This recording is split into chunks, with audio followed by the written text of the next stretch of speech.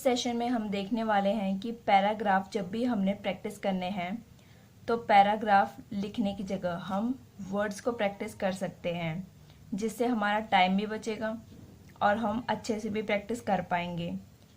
पिछले चैप्टर्स में अभी तक जितने भी हमने पढ़े हैं तो हमने ग्रामेलॉग्स किए थे। अगर आपने उनको प्रैक्टिस किया है तो आपको दोबारा से पैराग्राफ्स लिखने की ज़रूरत नहीं है, बार बार सिर्फ वर्ड्स कर लेंगे तो वो इनफ है।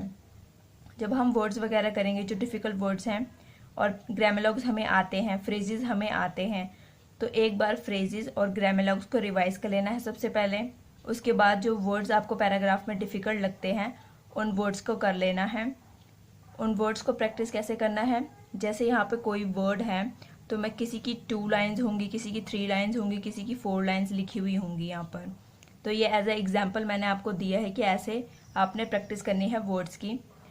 जो आपको डिफ़िकल्ट लगते हैं उसकी ज़्यादा लाइन्स कर लो, 3 लाइन्स कर लो, 4 लाइन्स कर लो, और जो आपको ईजी लग रहा है उसकी 2 ही लाइन्स इनफ है आपके लिए। तो आपने बस प्रैक्टिस करनी है।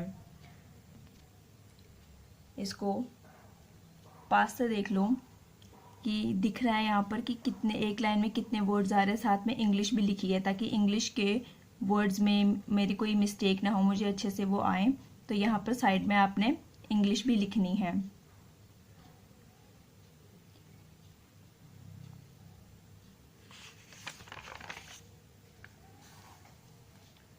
ऐसे आपने प्रैक्टिस करनी है हर एक वर्ड की। जो भी आपको डिफ़िकल्ट लग रहे हैं वो सारे वर्ड्स आपने ऐसे प्रैक्टिस करना है। देन इससे आपका टाइम भी बचेगा और प्रैक्टिस भी अच्छे से हो जाएगी। अगर फिर भी कोई जो है वो पैराग्राफ्स को ही प्रैक्टिस करना चाहते हैं तो उसके लिए आपने क्या करना है,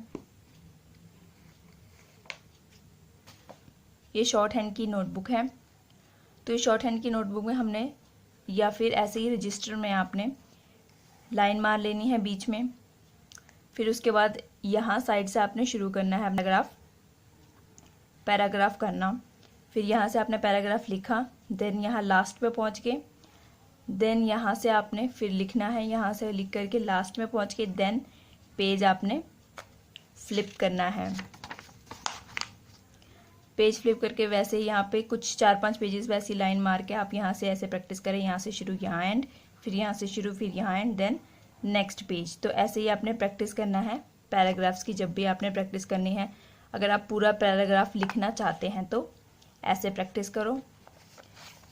अदरवाइज़ आपको, मेरे अकॉर्डिंग आपको ऐसे प्रैक्टिस करनी चाहिए। इससे बहुत टाइम भी बचेगा और अच्छी प्रैक्टिस हो जाएगी इससे।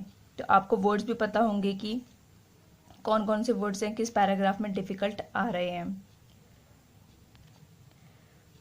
अगर कोई ऐसा वर्ड है जो आपको प्रैक्टिस करने के बाद भी नहीं बनाया जा रहा है तो उस वर्ड को आपने, अगर बहुत प्रैक्टिस कर लिया फिर भी नहीं आ रहा है, तो वो प्रैक्टिस की आउटलाइन किसी और से पूछो, उसकी कोई और आउटलाइन किसी और से पूछ लो कि इसकी क्या आउटलाइन बनेगी, या फिर खुद आउटलाइन बनाने की कोशिश करो तो वो ज़्यादा अच्छा है।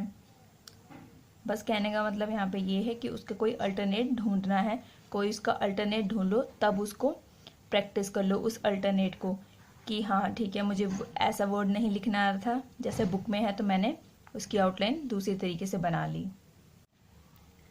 तो आज हमने क्या सीखा कि जब भी हमने पैराग्राफ्स प्रैक्टिस करने हैं तो उसमें से डिफ़िकल्ट वर्ड्स निकाल लेने हैं, देन उनकी 2 या 3 लाइन्स जो भी हमें अप्रोप्रिएट लगती है उसमें प्रैक्टिस करना है।